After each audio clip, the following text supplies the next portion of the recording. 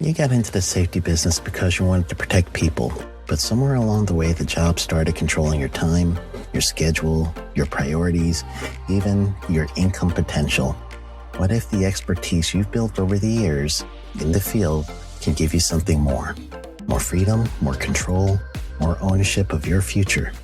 I'm Sheldon Primus, the author of 7 Steps to Starting a Profitable Safety Consulting Business and the host of the Safety Consultant Podcast, with more than 350 episodes helping safety professionals become consultants and grow their career. Consulting changed my life. In fact, I'm a full-time RVer, and one consulting contract paid for my home I live in today. Now, I help safety professionals build their own consulting practice through bi-weekly coaching calls, accountability, and personal guidance. But this program isn't for everyone. Start with the Consultant Readiness Audit at sheldon.coach. What if everything we thought we knew about safety was just interference? From the host of the Rated R Safety Show and the founder of Safety FM comes the complete Signal Transmission Trilogy, now available in one powerful edition. Safety, in my opinion, the book that started the conversation. Safety Mutation, where the boundaries of culture, systems, and belief begin to break. And now, Safety Transmission, the final piece of the signal. For the first time, all 3 books are together in one volume. The Signal Transmission Trilogy, Complete Edition. This isn't just about compliance. It's about consciousness. It's about decoding the way we think, lead, and live, inside and outside the system. Whether you've been following the signal since the beginning or you're just now tuning in, this is the version to own. Search Signal Trilogy on Amazon or visit safetyfm.com to get your copy now.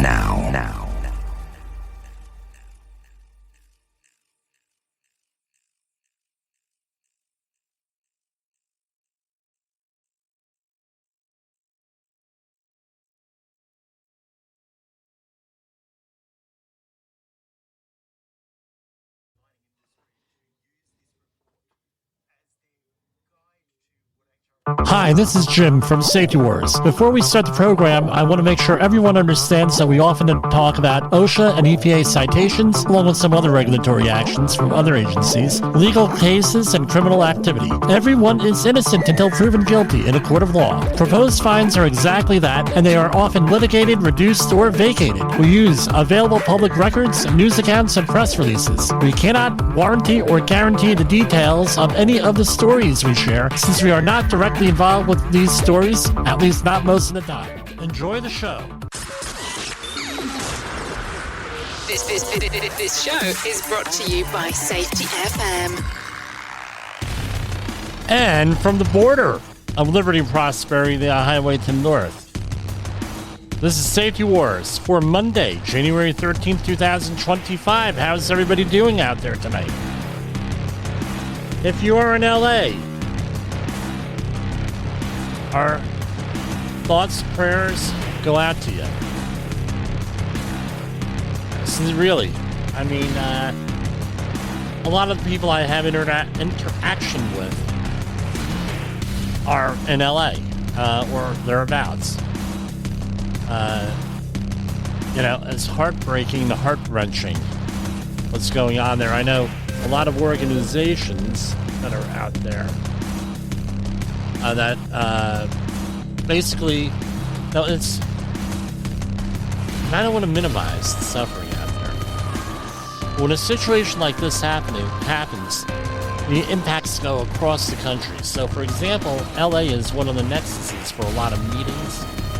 And I'm hearing from event and meeting planners that they had to cancel a lot of meetings out there, move them, put them elsewhere. They also had issues of price gouging. Accusations by hotels, and I want to point out that the prices are often dictated by algorithms and by demand. So when the demand goes up, the prices go up. And oftentimes the hotels and other venues don't have control over that. It's all in there, and they have to realize that it happens, and they got to fix it with that. And why am I saying that? We're going to talk about human and organizational performance here. We're also going to talk about the ongoing fire stuff. Now, if you view me on Rumble, so when I get into politics, I try to keep it off of the first hour of Safety Wars.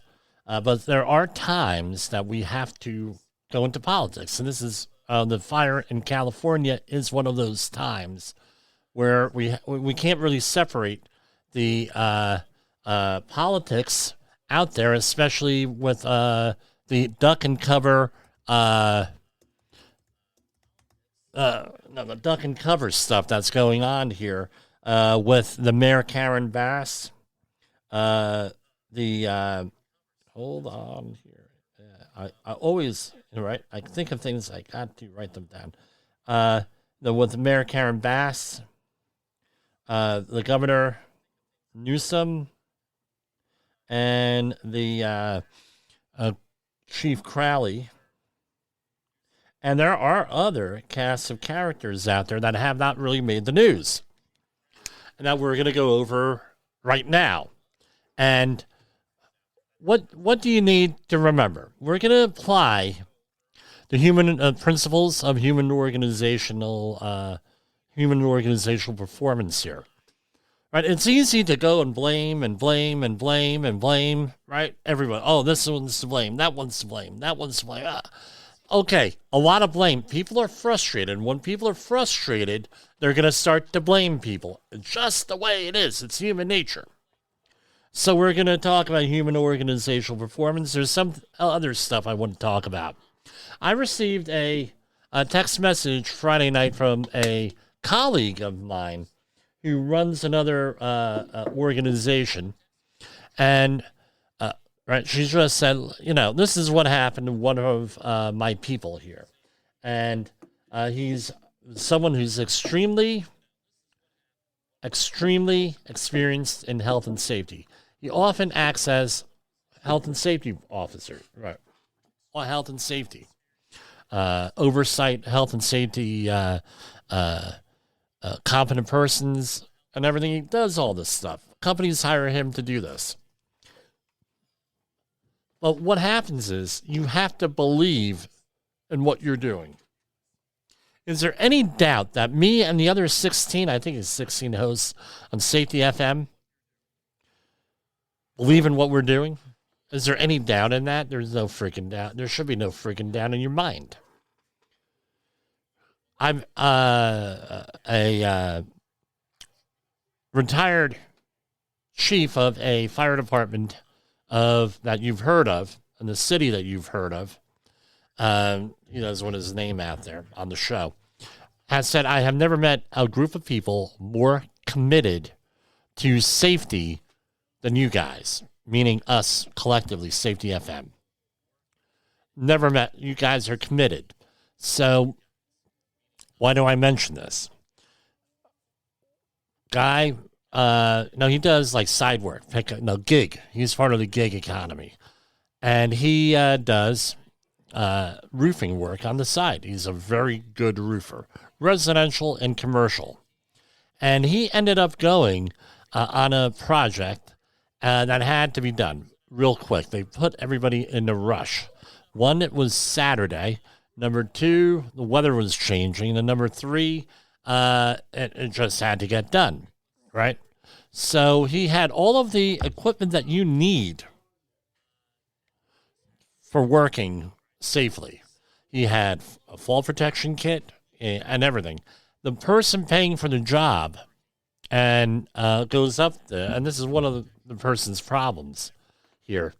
It's the old thing called backbone.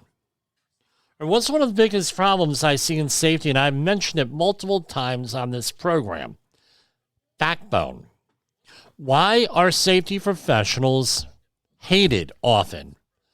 Backbone. Hey, put on that remember, safety glasses, a hard hat, and you get the New Jersey salute in return, and then you go hobble away. Oh yeah, we're afraid. thing, and then you get intimidated here. And then you might go, and with good reasons sometimes. One, I can't tell you a number of times I've had my life threatened. Because I had one guy follow me home over a pair of gloves. Because we had a 100% glove policy on a project. Not my doing. That's what the rules of the job were on the project. 100% glove, didn't want to wear them. So he followed me home. And then let's say you reported on up the line to management and supervision. And what happens? They go out there and, right? They go out there and they don't enforce it. Well, that's your job. Well, no, it's your job. I don't have, because if you're, unlike me years ago, I've wisened up. Do I have the authority to hire? Do I have the authority to fire? Do I have the authority to discipline people? Do I have the authority to make changes? Do I have the authority to reward? And do I set policy for the project? Right? In other words, am I the low man or woman for that matter, on the totem pole, as we used to say back in the 70s and 80s? Am I the low person? And no. And now you got to have that worked out. And what happens is we get into this situation where we don't have backbone and everything else. So what do you think? And this is what happened here. This was the stage. This is the context of what we're dealing with. What ended up happening was the guy fell from a 10-foot roof. You may say, well, 10 foot's not that far. Well, guess what? 6 broken ribs, punctured lung, broken arm, whiplash, and concussion. He was in a coma Saturday night. Medically induced coma. This guy had all the training. He had the authority. Ultimately, he had the authority. He could have told the employer, no, I'm putting everything on. If you don't like it, fire me.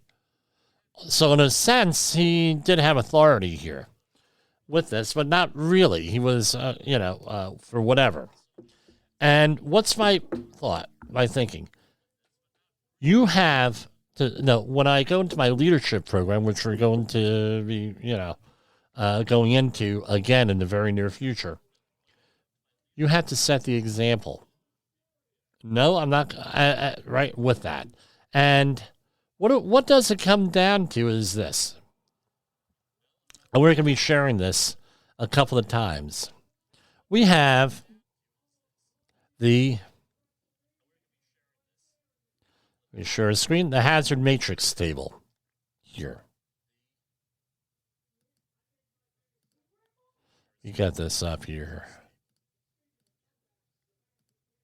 Right? Now, if you're studying for, and I'm not breaking any confidentiality agreements here, if you are studying for any of the credentialed exams in safety that I've heard of, it's in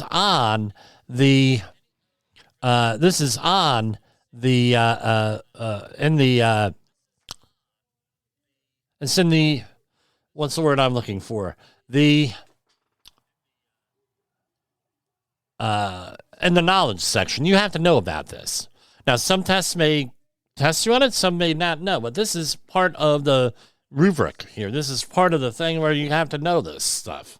I know on some of the, every exam is different, but this is part of body of knowledge. This is part of your body of knowledge. That's what I'm trying to say, if you are a safety person. Now, this is going to look familiar. A lot of people have been doing safety, especially people who spend a lot of time in the field. And I run into safety professionals all the time that have never seen this, never heard of it. They're like, Jimmy, what the hell is that? Blah, blah, blah. All that color. We only have monochrome printers. We don't know. We don't understand. We can't see this. No. But I assure you that if you are on the receiving end of a deposition, this probably is going to be somewhere on there if there is a major thing. So you better know this, and you had better figure it out. It's happened to me several times, and some of the people that I work for, they're like, and no, it doesn't get pretty because if, where's your hazard matrix table? Did you break this out? And right now, this is a basic one. These get very, very complicated where there are numbers on here and everything. But what we're looking at is, think of it as a graph, right? where you have on the x-axis one thing and the y-axis something else. On this particular one, right, the likelihood is on the left axis. And across the top, and again, we have an audio portion here that people may not get.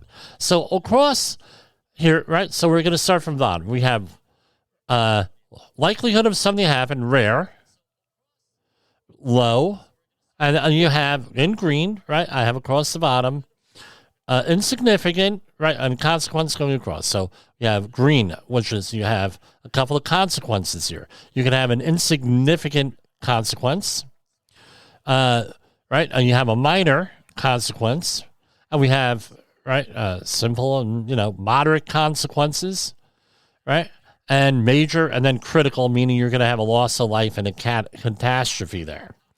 So if you have a rare likelihood, right, rare means only will occur, right, on, will only occur, in exceptional circumstances. You go across the bottom here, and you have low, and no, even a major, hey, it's not going to happen. Then you have a critical one where people are going to be, like what we have in California, it's medium. But if it's rare, it's never going to happen, but it can happen. And what the idea is to put in enough controls in place to get this from a critical situation, or in the red here, or sometimes they are in orange, these things are done in orange. You need to get it down into the green. So what are you going to do? You're going to make it safer. What does safe mean? The old definition of safe or safety is 0 accidents, 0 illnesses, 0 injuries. 0, 0, 0. 0 mishap. Nothing, right? Spills, nothing. And then what happens by HR and attorneys? Well, if that's the definition you're working off of, then you have one accident, and now all of a sudden you're an unsafe company. You're an unsafe individual. You don't know what to believe you're doing. Blah blah blah blah blah. And that really is like a 1930s, 1920s way of thinking of things. And but what happens is what's happened is that the organizations have grabbed onto this concept, and the news media. And I tried to change this around. I'm always trying to change this around. And I can speak for most of the people on Safety FM. No, I don't know. I don't listen to all the podcasts. I don't have enough time for that. But they try to push this with the big ones. Say Jay Allen, Todd Conklin, Brent Sutton. All of these people try to push this. Sam, right? Sam Goodman. All trying to push this, Sheldon Primus, everybody, right? Capacity and resilience, your ability, what you could do, and the ability to adapt and everything else on here. Now, what's the new thing? It's capacity and resilience. Capacity. So what you're going to do is try to add more and more capacity into this to get this down into the green area here with this.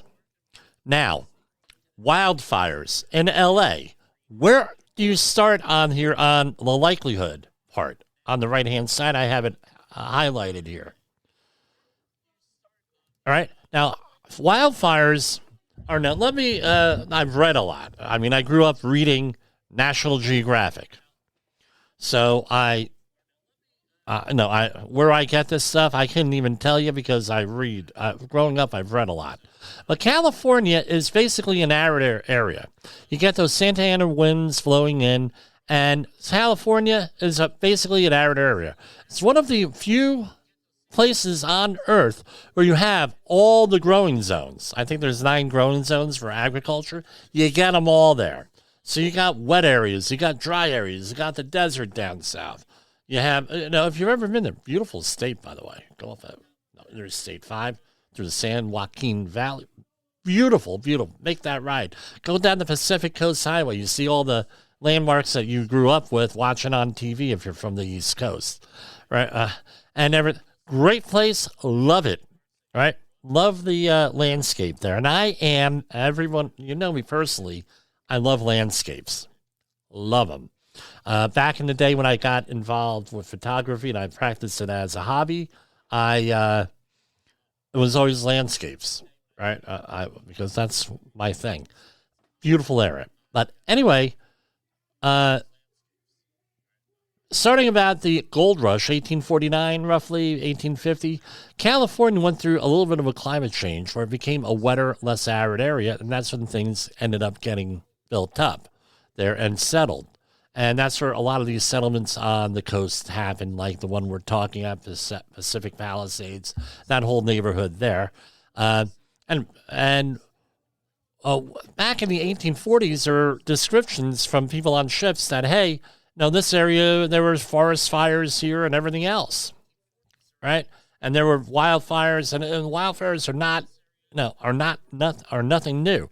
But basically, they starting late in the 1970s, 1980s, started to dry out again. And that's my understanding from meteorologists and from people who study this stuff. And what ended up happening was, right, this is what I've read. I know about that stuff. It's not my primary study. So now, what did you need? You needed more of everything. No, you got the buildup. You had the Salton Sea was one of there, an inland sea, dried up because of agriculture. And then you had water rights issues going on there and everything. And what happened was the capacity, right? You're getting more and more people in. Reportedly, LA City, the city of LA, doubled in population from like the 1960s. So now you have an influx of people. The planners that are involved, right, did not plan for this. And what did they do? Remember, safety is capacity and resilience. They reduced the capacity of them for themselves. In effect, they did not have the capacity to respond to this emergency. So they reduced safety because they reduced capacity. Now, since we know that we have on the hazard matrix table here, it's possible, some would say likely, that there's going to be a wildfire at some time. Now you have now you're in the likely, right? The likelihood of something happening is likely. And what's the consequence? Critical, high, major, or critical? Meaning you're going to have some kind of serious guvno going on out there. So now you're on that end of it. High or extreme, it's critical, which means you have to add more and more and more capacity and resilience into the system to get it down into the green area, where you want to eliminate the hazard the best you can. How do we eliminate the hazard? Many, many, many different ways. How do you increase capacity for fires? Right? And we're going to go, let's go to commercial break, and we'll come back with that here, because this is a little bit of an in-depth discussion here. We're probably going to have some music here. Hold on, here you go. Have you listened or watched the Safety War Show? It does stream live on the radio and on the streamer-emers that we have. So if you have not taken a listen to Jim Posel and what the hell he's doing every evening with Safety Wars, I would strongly encourage you to take a view or take a listen, whichever option is available for you, and take a listen to what the hell he has going on. It will take some deep dives in some information that you might be interested in.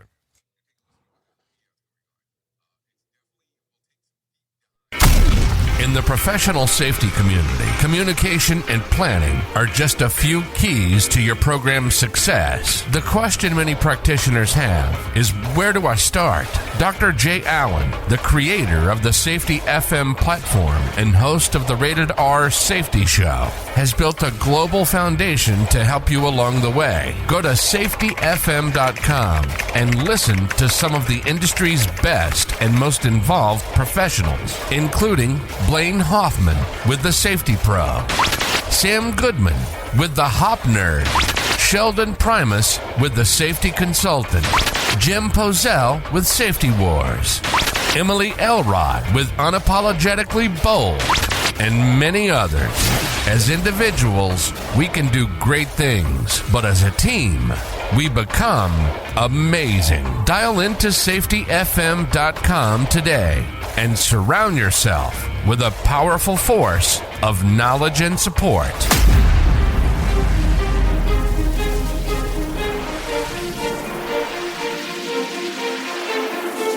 OSHA recordables, catastrophic losses, environmental disasters. You want answers? So do I. This is Jim Posel with Safety Wars. That's my daddy! So we have all different kinds of ways of adding capacity into the system here. Now, what they've done in Los Angeles, and again, and this is one of the things that they allegedly could not audit here, is that they have an emergency preparedness booklet. It's available online at it's 39 pages. And let's scroll on down here.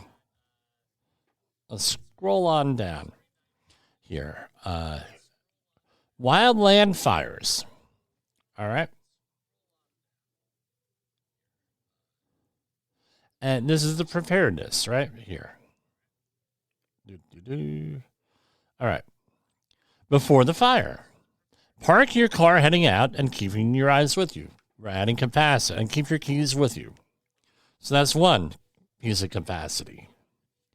2, place important documents, records, and digital files inside the car. Yeah, you're going to do that in case in case you have a thing. Now you're speeding things up, so you're adding capacity into the situation. So we're on to 2 things, right? 3rd thing, unplug automatic garage door and openers in case of a power failure. That's right, you're not taxing the system, and you don't have live wires going on there. All right, that's 3. Have pet carriers and trailers ready to go. That's 4. Close all doors and windows inside your home. Leave all drapes coverings open, but leave the lights on. I guess that's in case they want to look inside to see if anyone's there, right? With that, I would think. So now we're up to 5 things we're adding capacity. Move combustible materials away from the exterior of the home. And according to the fire code, right, and that's 6, and now the fire code is number 7, but they have multiple things in the fire code to continue to, add capacity. So here we have a 200-foot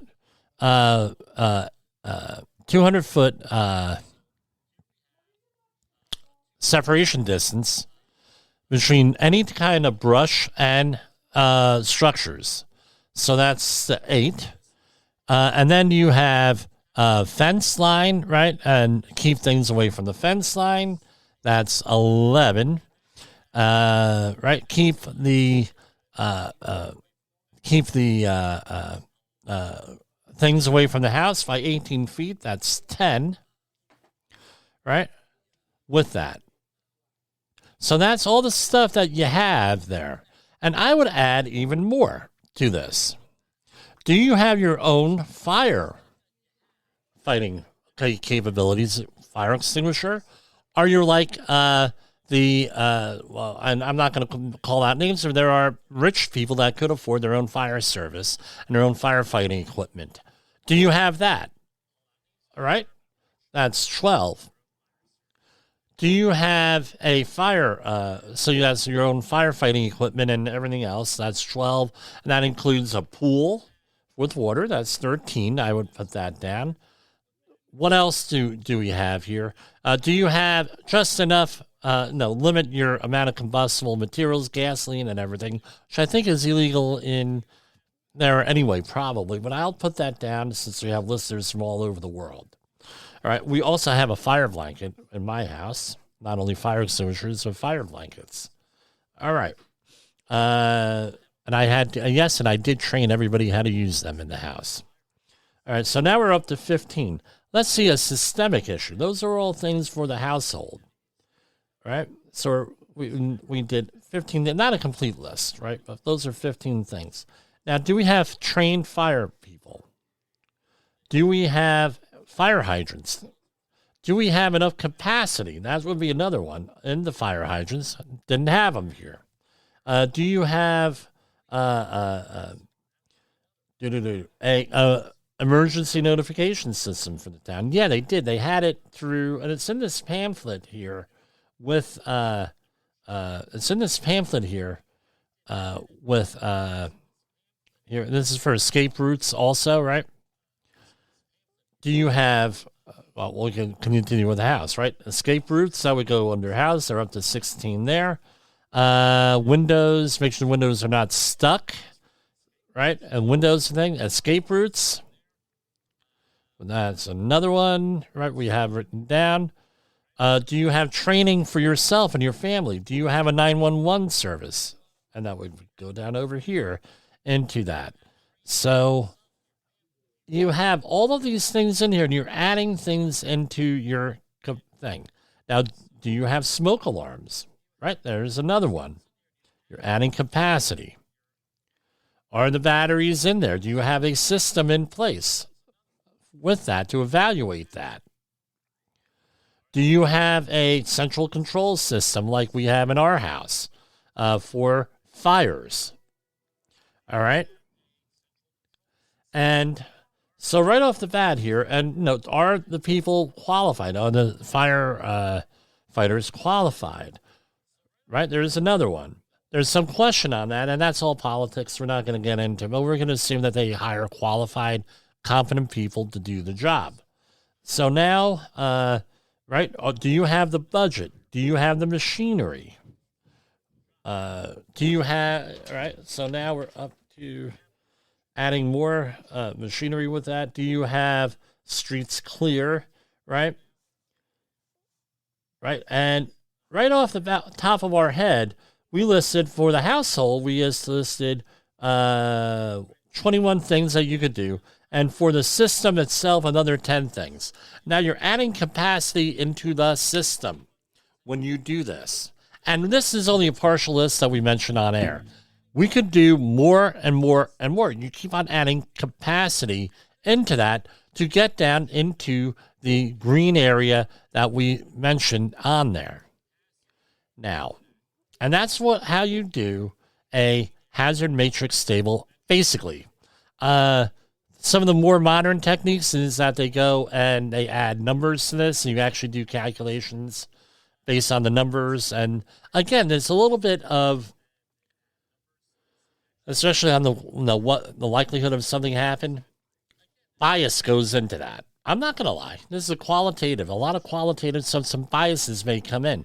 And one of the biases you have to take into account is you get people making this out, especially in the construction and environmental field and general industry too. Well, let's just say all of them, where I've never seen that injury happen or heard of it happening. So therefore, it can't happen. I hear that all the time, right? All the time. That's a common, I guess you would call it a trope. I don't know if that's the right word. You hear that all the time. Oh, I never heard that happen. I've never seen it happen. So therefore, it can't happen. All right. And the other thing is this. Do they identify the consequences correctly? Now, the hazard matrix table has all different types of applications, and we're going to figure that out right now. This is with it right now. So let's pull up the hazard matrix table again. With that, right? And, okay, here it is. All right, there's your hazard matrix table. This could be applied, and what the idea is that you get people talking and thinking about safety. That's part of what the hazard matrix table is. Some of the oil facilities out there that I was brought up in, they make this a formal meeting where you sit down with everybody with that, and they use it to slow down the work.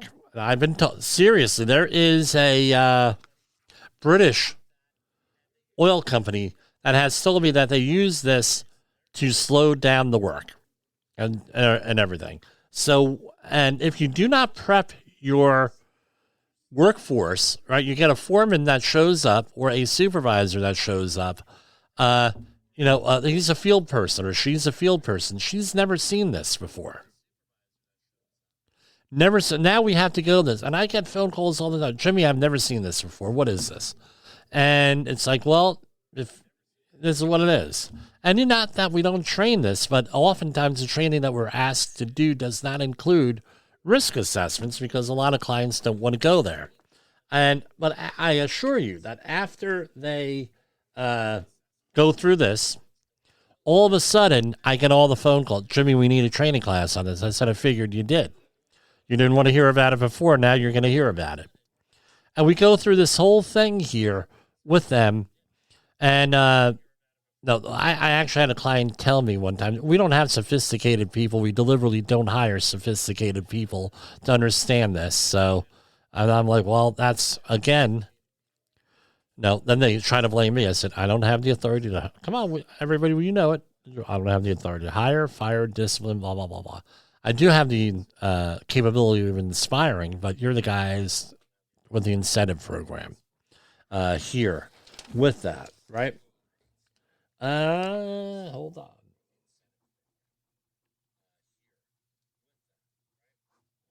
Right.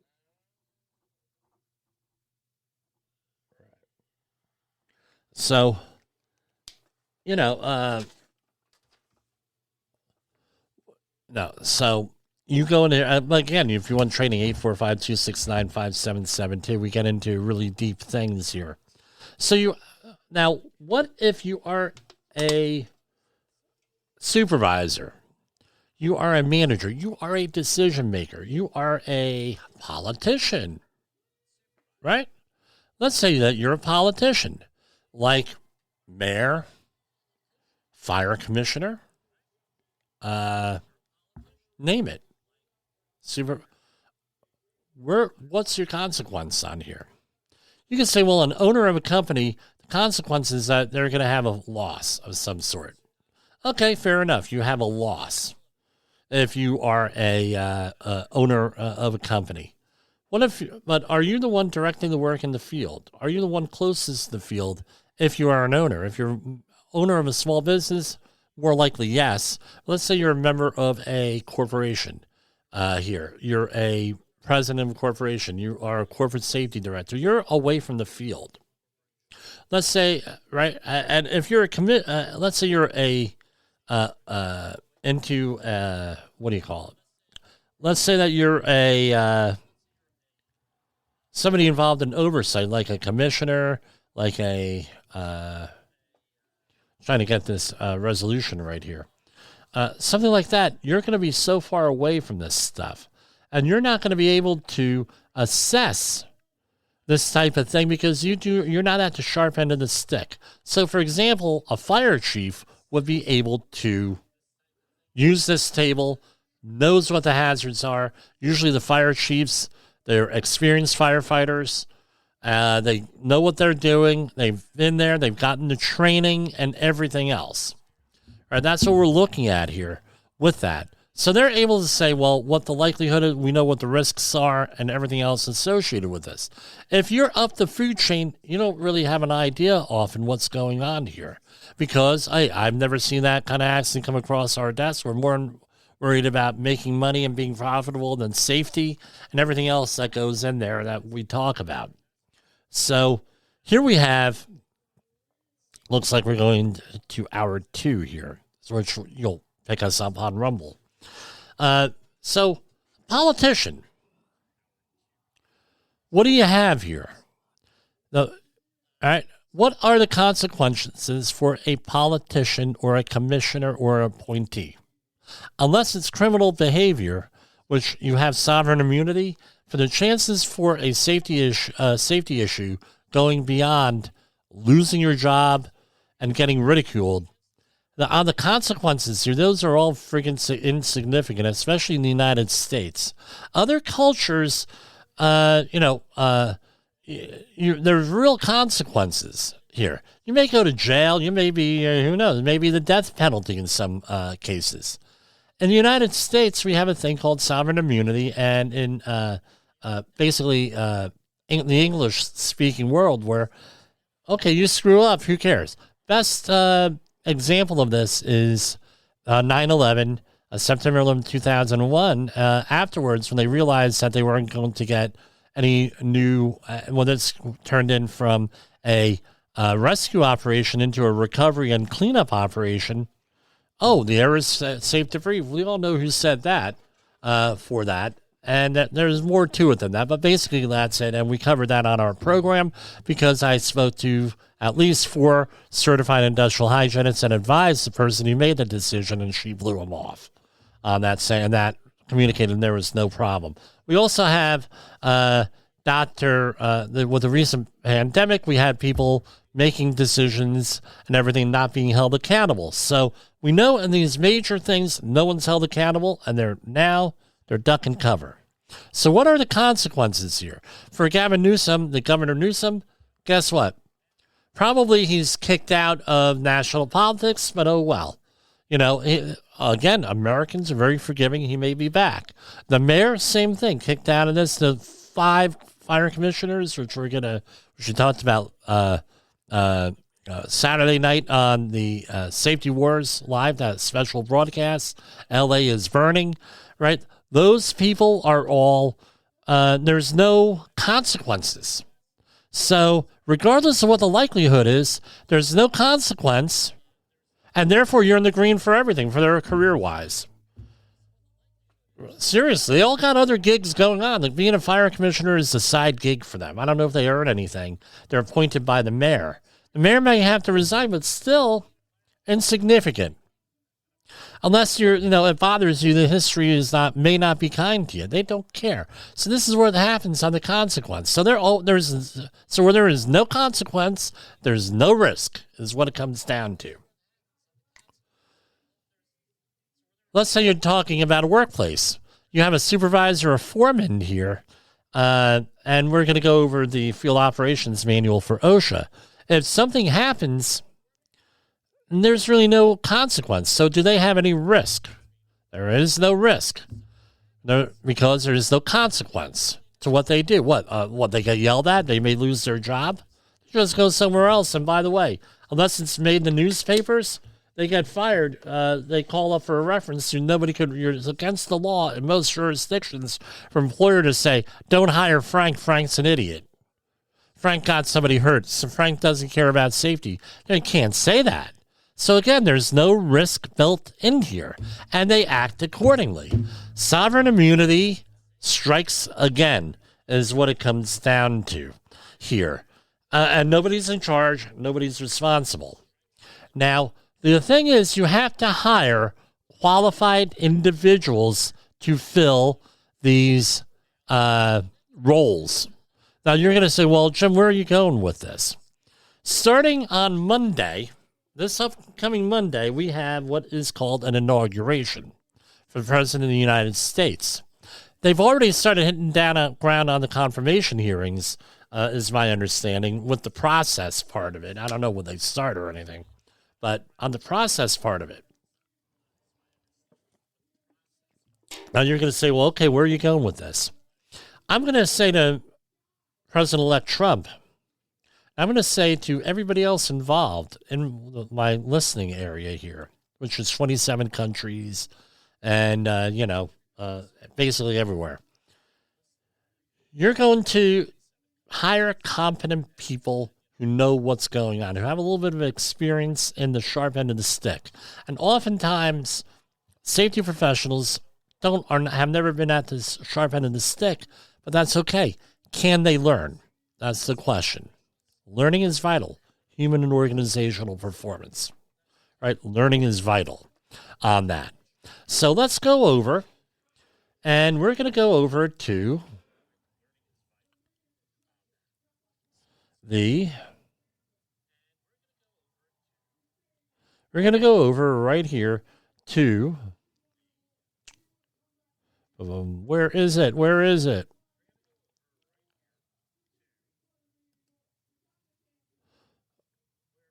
Okay.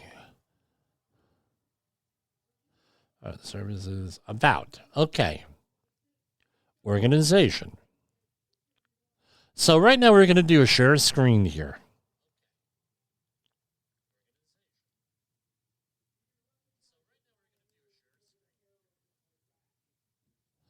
Oh, I just had it. I just closed it out. What am I doing to myself here?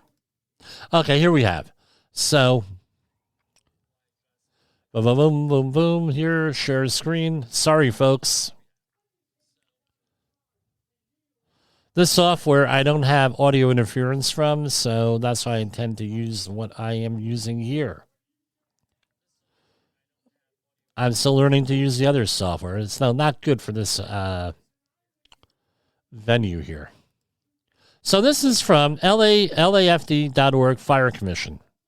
So, and again, I'm using this under fair use and as commentary and as part of the news. You are a news organization here. Here we have Fire Commission. This is LAFD.org, Fire-Commission. The Los Angeles Fire Department is overseen by a 5-person civilian board appointed by the mayor and affirmed by the city council. Pursuant to the city charter, this diverse and qualified group establishes goals and provides direction to the department through the fire chief, Kristen Crowley. Right? Okay, so, and they have public meeting. I have a feeling that the third Tuesday this month, there's going to be a hell of a lot of people here. And I've also looked at a couple of these recordings. I think that it's going to be packed here. So it's headed by Gina, and these are the people who have not made the news. Gina Hudley Hayes. Gina Hudley obtained her undergraduate degree in 1968 from Texas College in Tyler, Texas, and BA in English. She was awarded an MED from Pepperdine University in 1972. In 1976, Genethia completed a MBA program with emphasis on non-profit management. And she's going on. She's a certified mediator. She had a specialization in public policy. She taught, was a school teacher for a while here. I mean, for a long time, and dealt with that. She resides in the town, and everything else. Okay, educator. Okay. In addition to her passion and commitment to educational equality, Genethia has spent her life improving quality of life for all families living in low-wealth communities through the creation of policy and legal remedies to dismantle systemic racism and structural barriers based on race, gender, and sexual identity. So, she sounds like a wonderful person. We have Sharon Della now. Let's go back to the commissioner. I did a Google search in the news for every one of these people. The only one that showed up in a Google search, again, one of the largest fires, perhaps it's being named by the end when all is said and done, perhaps the largest disaster in U.S. history here. When adjusted for inflation and everything else, this is going to be bigger than the Chicago fire of the 1800s, and the same day the Wisconsin fire, which was the same day, which caused more damage than the Chicago fire, which is why we have Fire Prevention Month in October. At least that's what they said when I was in elementary school. All right, so this is from CNN. This is from Sunday, January 12th. As firefighters continue to battle raging fires across LA, cut into LA's fire department 2025 budget and its commitment to recruiting a more diverse force have come under attack. This is CNN here, not Fox. I'm going to point out 4 major fires across LA have killed 16 people. Numbers up to 24 as of this morning. I don't know if they updated as of tonight. As crews work to contain the inferno, LAFD Chief Kristen Crowley is facing criticism for prioritizing DEI within the department. Meanwhile, Crowley has expressed concerns about $17.4 million cut to the department's budget, which included reductions in overtime staffing. Now, there's some debate here with accountants, but basically, if you ever had a budget and were in charge of a budget, you're not allowed to move stuff from one item to the one line item to another. So some line items were apparently added to, some were detracted from. The $17 million, that was one of the ones that were detracted to. And let's add this thing. She says there's 62 fire departments short for the amount of calls that they get. Whatever analog she's using, I'm not sure. But she says there's not enough people, not enough equipment, not enough everything to do this type of thing. Los Angeles Fire Commission President Gentia Hudley Hayes said it is out of line to blame any local official. Again, why am I not surprised for her to say this? President Gentia Hudley Hayes, which we just mentioned, it says it's out of line to blame any local official for the magnitude of the fires, saying the focus should be on helping residents who have lost everything. Okay, we have to do that. We have to help people. Make a donation to a legitimate organization. That's all I have to say on that. You figure out what that is and what that means to you. The commission is composed of a 5-person civilian board appointed by the mayor and affirmed by the city council that oversees the fire department. This is not the time to demonize people. Okay. The fire department budget has grown steadily year by year from $674.27 million in 2019 to $819.64 million in 2025, but it's down from $837.19 million in 2024. However, Hadley Hayes said it has been underfunded for at least a decade. Okay. She's apparently, she may be the only one talking that's authorized to talk about this. And you can go to CNN.com to read that. And the politicians basically duck and cover. Fire department, according to Robert Hawkins, president of Los Angeles City's Centaurian. I don't know what the etymology of that is. I'm sure it's significant for black firefighters. He said he does not believe the budget impacted the department's ability to fight the wildfires. The fire department has been in disarray due to a lack of clear direction from leadership, Hawkins said. He says there's been a revolving door of assistant chiefs under Crowley, close calls on firefighter deaths, and inadequate training. Hawkins noted an instance this week where firefighters show up for work, got suited up, and then were told to go home. He also mentioned that at times there are firefighters ready to work, but not enough fire engines to take them out to the fires. There's a frustration, a lack of trust in our leadership. We just don't have faith in our leadership. And I'm shocked that CNN is talking about this or with this. Right? Focus on leadership, blah, blah, blah, blah, blah. Okay, now, let's go back to... Right? Board of Fire Commissioners. Right? Corinne Tapia, Babcock Commissioner. She has served in the Los Angeles Fire and Police Prevention Board of Commissioners since 2014.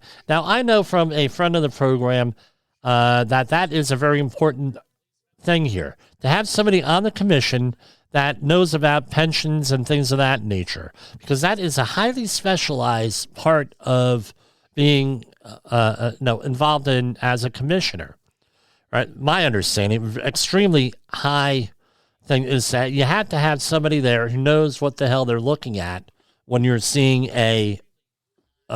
this type of issue. This, and if you do not have someone who knows what the hell is going on in the pension, bad things happen. So that makes sense that you have somebody like Corinne Babcock on there, right? Now, she is the managing broker and owner of Five Heights Realty Corp., an independent real estate brokerage company specializing in residential and commercial sales and acquisitions of real property. And going on and on and on, and concentration in investments and things of that nature. Okay? But the thing is, she is not, right, a firefighter with this and not a public safety professional. Here we have Jimmy Hara, who's also commissioner. He's an MD. He's a professor of family medicine, interim associate dean for the College of Medicine, right? So, again, having someone like this on as a commissioner, again, that could be another important thing. But again, he's not a firefighter. He's not a public safety person. Having somebody here who is talking about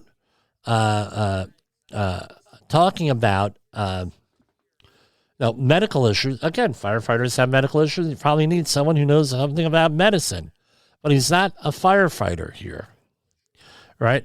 Again, on the medical stuff here, you cannot say, I don't think you can find anyone more qualified than this person to do this job. He was a lieutenant commander and was a medical officer for the cruiser destroyer force of the 7th Fleet during the Vietnam War. Right? He's an active supporter of the Soldier Project and Wounded Warrior. Again, great. This is, good to have someone like that here on that, overseeing this. And then we had Jimmy Woods Gray, the commissioner. Jimmy Woods Gray is commissioner of the City of Los Angeles Fire Commission. Jimmy moved from Tyler, Texas to attend a college at blah, blah, blah, bachelor's degree from CSU, LA, and earned a master's of science degree from Pepperdine, and basically an activist and community activist here. We received a lot of honors. Served on a couple of other commissions and everything. Jimmy attended the 2012 Democratic National Committee as a delegate in Charlotte, North Carolina. In 2012, she was reelected to the LA County Democratic Central Committee. She continues to be an activist in the community. You can make your own judgment on that. But what we're seeing here is that we're not seeing anybody on the sharp end of the stick who's a member here. There may be now, in their defense, I don't know all the legalities, there may be a prohibition against an actual firefighter being on the commission because it's supposed to be a civilian thing. But the thing is this, if you're going to set something up like this, you have to have the ability to form a learning team, run Sutton. You have to go out there and, what's the word I'm looking for? Learn the job. Did they do that or not? That's a question. They, on paper, we just went over this. As a certified safety professional, certified hazardous materials manager, and a whole bunch of other things, right? Credentialed person, right? I often am called into jobs and do accident investigations and things I don't know. I have to learn the job. Did they learn the job of a firefighter? Now, if they're not able to do that for whatever reason, some of these folks are retired and everything, I get it. Why? The question now becomes when Chief Crowley went up to them with all these things and budget, if she was ignored, and if this has been a problem for 10 years being underfunded, why is that a problem? Why aren't they screaming from the rooftops here? I mean, I have a whole bunch of stuff right here. And then I go through my notebook here. Why aren't they going through all of this stuff? Why is that? And now, how does this translate? And we're coming up to the top of the hour. How does this translate into your organization? Well, you say, well, Jimmy, it doesn't. Blah, blah, blah. Yeah, it does transfer to your organization. Have you ever been? I've been in Chief Crowley's position many times. If you've been in the business long enough, you have been. You make a recommendation. You say, I need a budget. I need this. I need that. I need, and they say, no, you don't need it. Or, yeah, don't worry about it. Or they, right? And they don't give you a budget to work in. Or you say, I need this. No, we don't have the money for it. We don't have this. We don't have that. Blah, blah, blah, blah, blah, blah, blah. And, I don't need to go on. You folks know what I'm talking about. And there's an accident. Then they try to dump it on you as the blame, especially if you're a third-party consultant. Has that ever happened to me all the time? Well, what the question is, and I have to ask this now because we were involved with some situations lately. I made the recommendation. It's in your safety plan to do this and everything else. Why wasn't it done? I'm making this recommendation. Why are you not accepting that recommendation? It's always going to be in writing, by the way, either text message or that, or it's going to be on video. Right, because right now everybody is body cameras are very popular now. And one of the jobs I'm on now, everything is on video. Everything except the bathroom and the office is on video. And they have audio on that too. You're being video and audio taped at all times. well, why are you doing? Right. So this would have been a question, maybe not by the Chief Crowley, because that could be considered insubordination, but can she get an activist in the community to go out there and say, hey, if we're short on all this stuff, why wasn't it fixed? Why don't we have desalinization plants that were approved? The funding was approved in 2014. Now you understand the importance of holding your politicians' feet to the fire, so to speak. Sorry for the pun, but that's basically it. You have at least 200,000 people impacted here. You have people under evacuation orders. The fires are not fully contained or anything else. What are you going to do about it? Because right now, I can see there's going to be a lot of questions here. People are not going to be commissioners. People are not going to be involved in the Water Resources Board, for example, that did not, for whatever reason, a lot of these things did not get built. There's going to be a lot of questions. The thing is, though, on the front end of this, you have to ask that question. I made these recommendations. Hey, Chief Crowley made these recommendations. Why was she ignored? She owes, by the way, not only does she owe an explanation, the voters are owed an explanation, and everybody else is owed an explanation. And remember, politicians, what do they want to hear? This was never sold as a problem during the campaign. They talk about money, they talk about this, they talk about that. Public safety was not really, from what I can see, a subject in the thing. Now, in the debates. Now, this is what I'm going to ask you to do. Bottom line, we voted for all this. And this is what I'm going to ask you to do. Go out in your community, assess fire hazards, go to the fire commissioner. If you have brush and untended forests here, like we have in our town, someone's going to answer for that before the fire starts. That's all I have.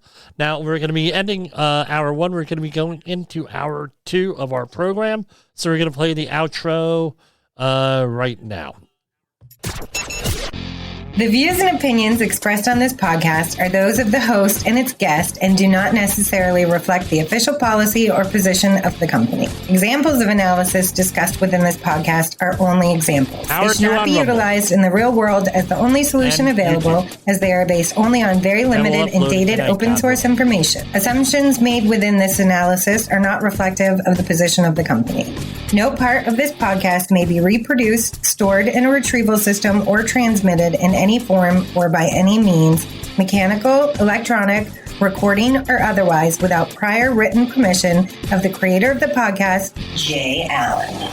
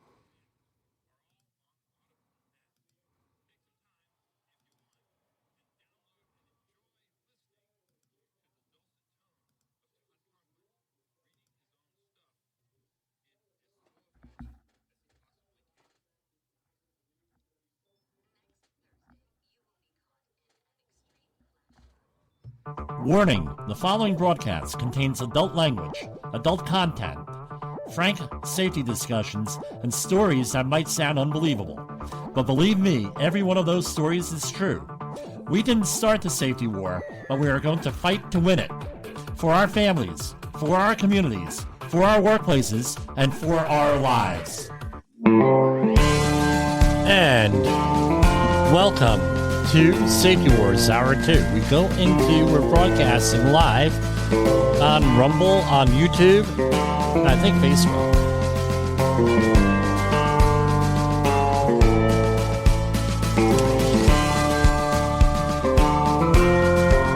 So we're going to continue our discussion here.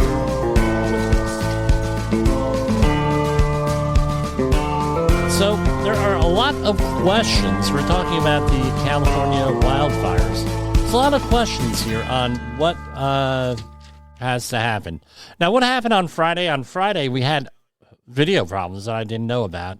The camera went out, and now that we have more information, I can put on a better broadcast. We had a really deep dive last night or Saturday night on Rumble, hour and a half, and we're going to continue this discussion here.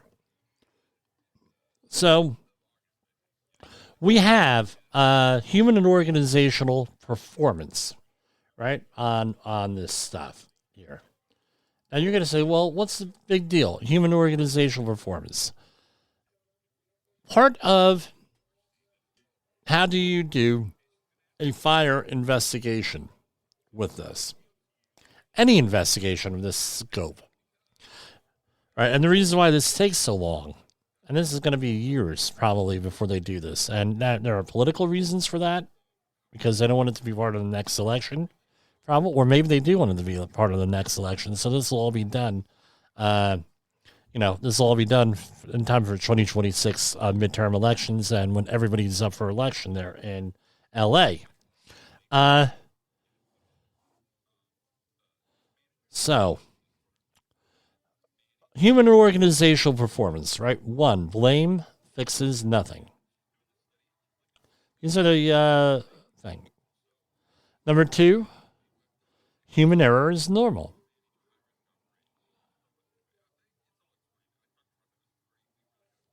3,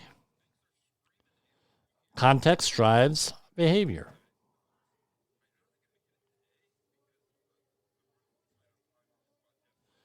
4, learning is vital. And 5, leadership's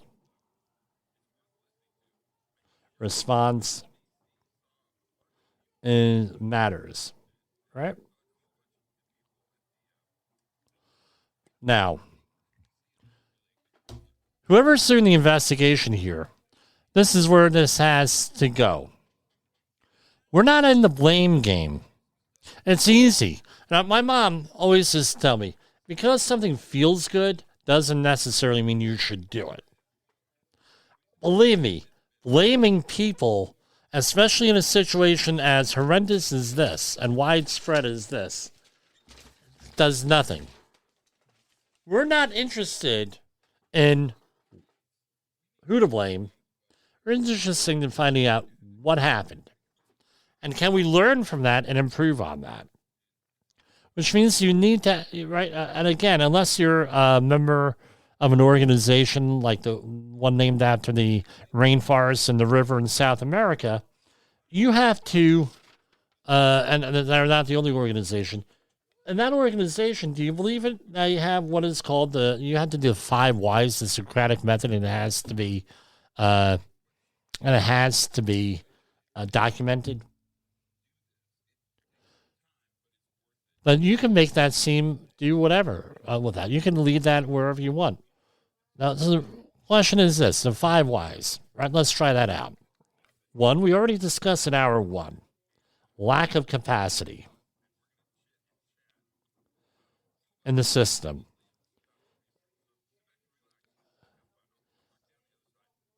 Right, so we're looking at right off the bat, and there has to be a formal investigation. This is all based on media reports, and it's not a complete list.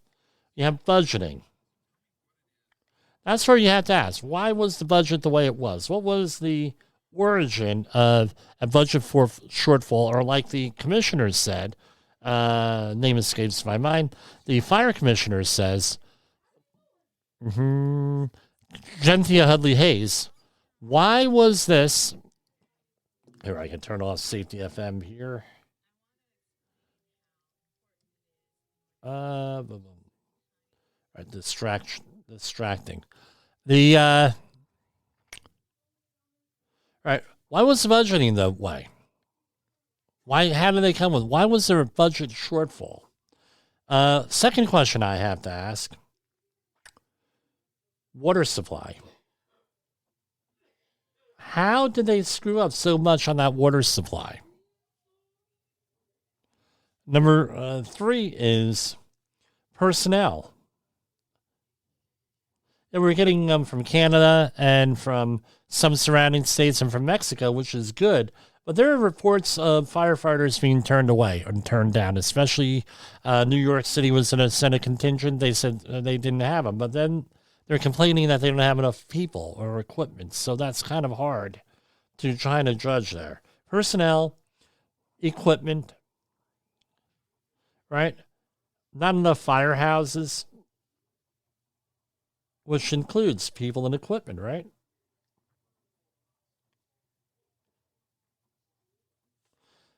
Right? Now, reportedly, there are supposed to be audits on property. How can there be property audits? And this is going to be a very controversial one that I'm going to ask about is how did this area become developed?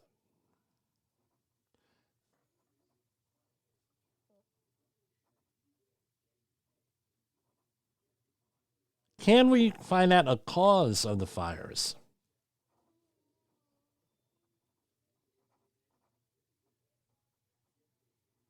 Right, so how did this area become so developed, right? With that, who designed the development? And what about the master plan?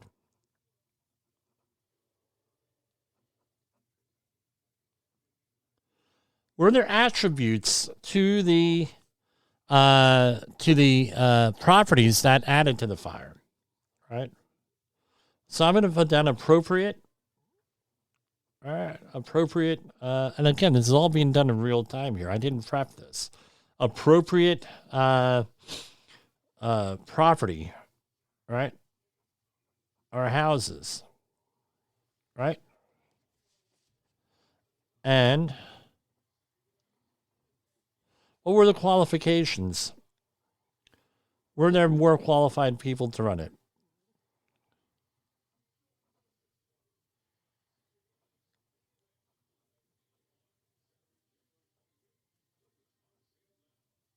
Run the department, meaning the commissioners.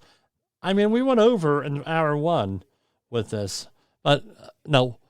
Did they make themselves qualified once they got there? Hey, we're overseeing we're fire commissioners. Are we going to go out there and look at actual fires and see what the hell's going on? Are we going to have some type of a learning team here, which is part of right? So rather than investigation, can we do a learning team here?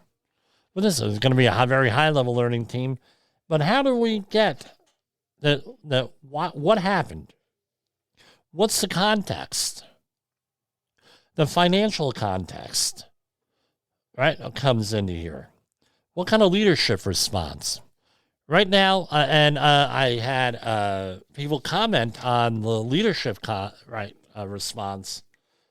Right, was it appropriate for the fire chief to go on Fox News and a couple of other places and start digging up, I dropped my pen here, and start digging up the dirt and mentioning all the stuff that was going on, airing the dirty laundry? Pardon me, I have mixed feelings on that. Because I have a feeling that if that conversation happened behind closed doors, it would have never seen the light of day. The other thing is, if she gets fired over this, now we're talking whistleblower case for her, possibly. Being a public employee and then complaining and then being fired or something else happened. Now you have a whistleblower thing. So I think that she had, I think she had the mare over a barrel here. So what do we do here? I mentioned at the end of the first hour, right? This is a political problem. Are we going to hold the politicians accountable for this here? What does that mean? I want everybody to go into their community as they're able to, and if it's safe, identify public safety and fire hazards and bring it to the appropriate commission and ask questions.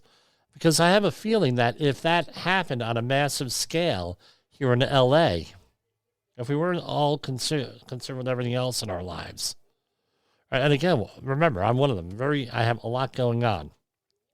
I have a feeling if we held them accountable, we would not be in this situation. So what am I saying is that hashtag that I mentioned. We voted for this. Real simple. We voted for this. And if you did not vote for it, not voting is also a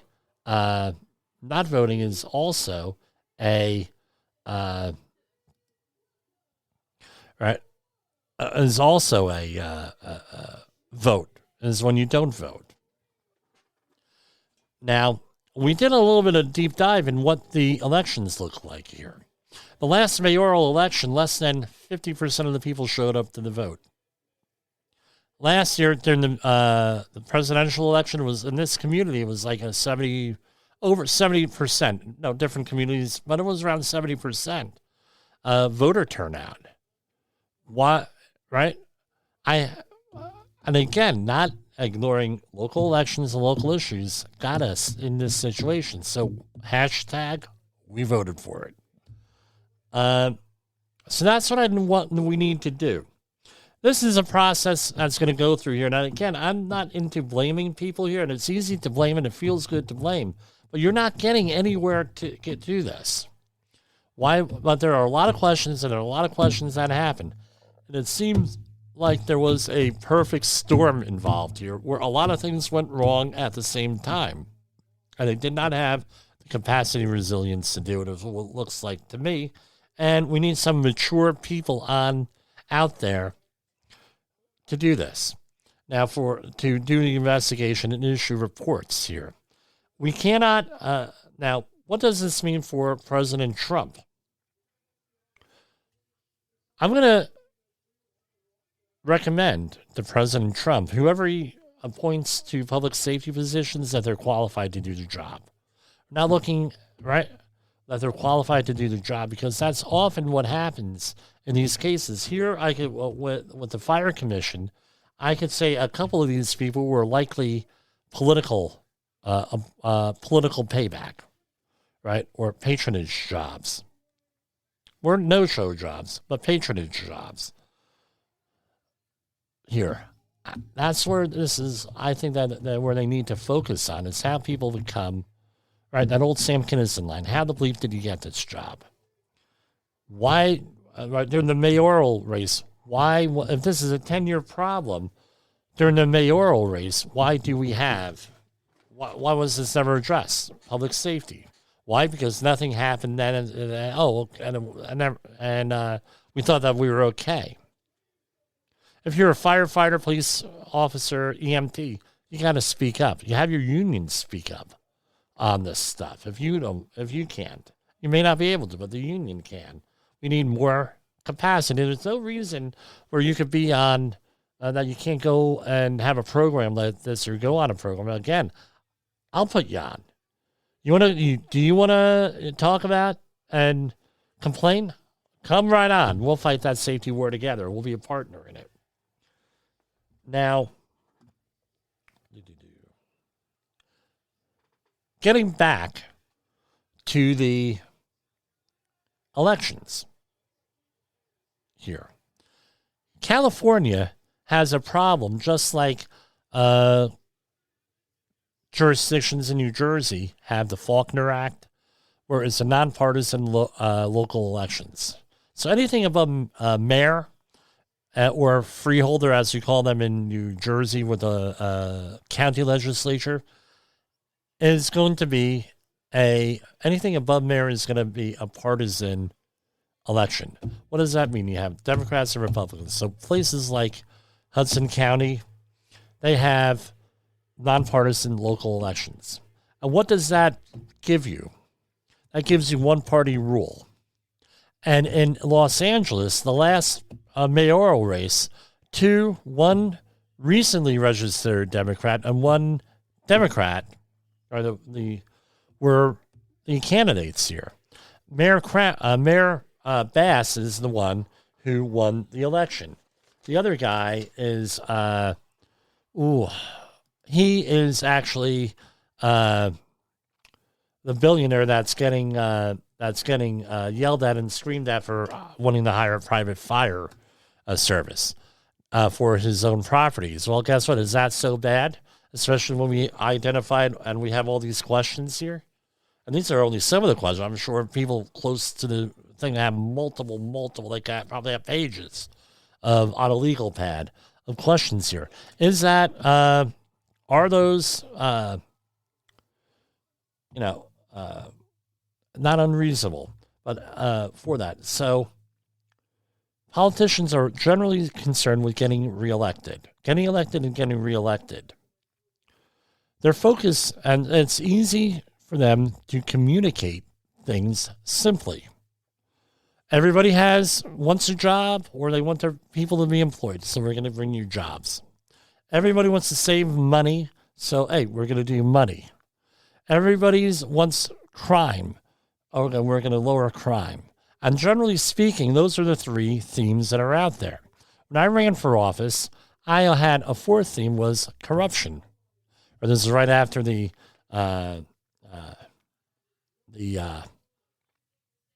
2008 collapse of the economy there, the crash in 2008, and all that stuff that went down, and Enron and everything else. Corruption was another one. Well, wouldn't it have been a little bit of a better, and I ran for fire commissioner back in Woodbridge as a public safety person. I almost won, too, as public safety, because, what do I deal with? I'm a safety professional. We deal with public safety, and there were safety issues in the fire department in Woodbridge and everything that we ran on, right? The slate of candidates. Well, the thing is, you have an elected fire commission, did you vote in that election? Did you make it an issue? And I'm going to tell everybody, you want to straighten this out, you have to go and after the politician. You have to go, whoever's in, whether they're an election, whether it's going up to commission meetings, whether you're going to town hall, be respectful. Go out there and assess hazards in your community and ask. We had one hazard in our community back over the summer. I called up the mayor's office. It was fixed within 45 minutes.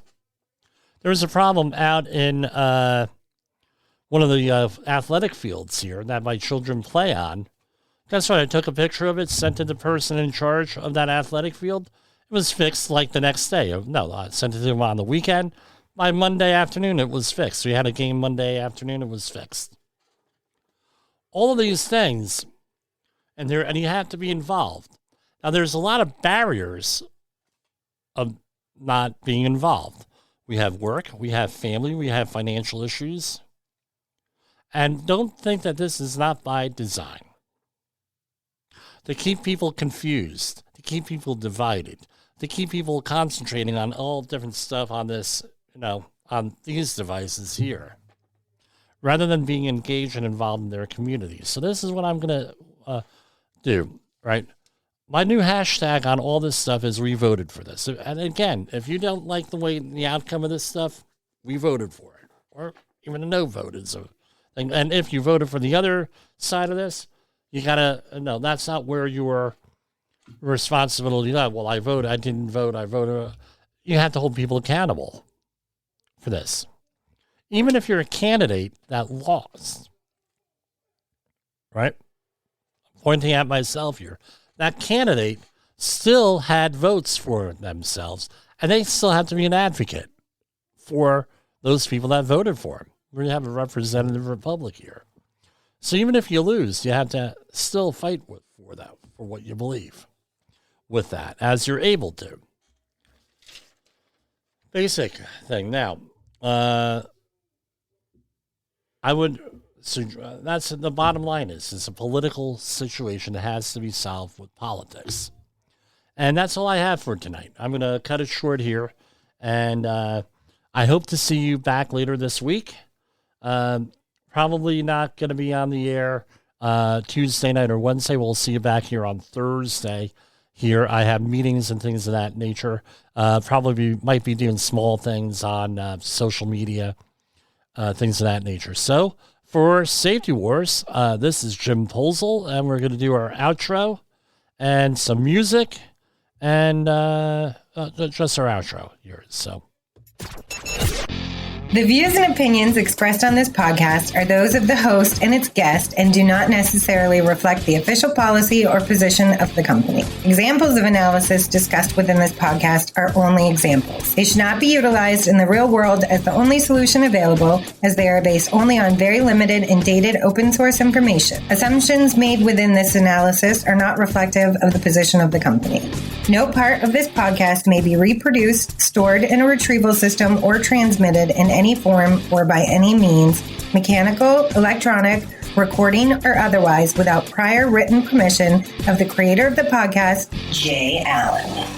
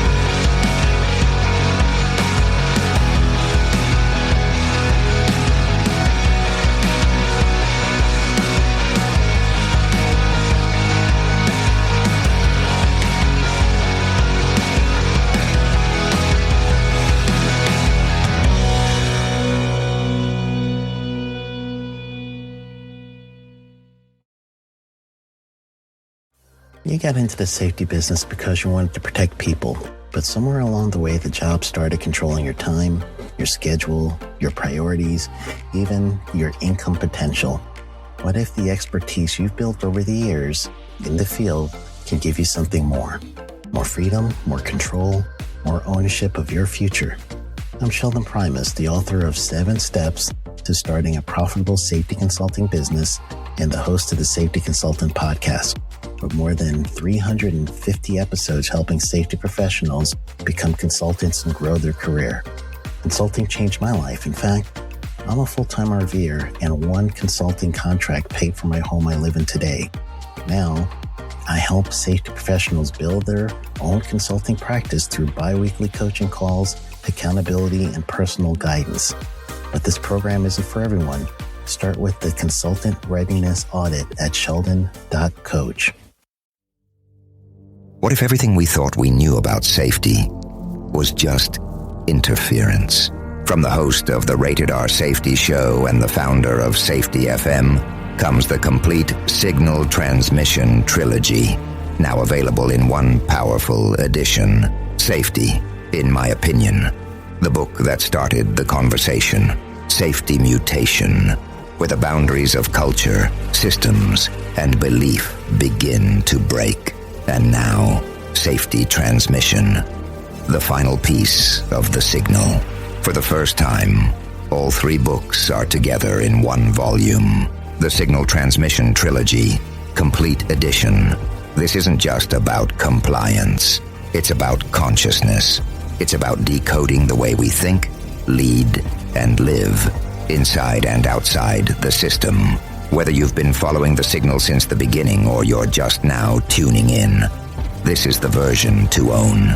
Search Signal Trilogy on Amazon or visit safetyfm.com to get your copy now.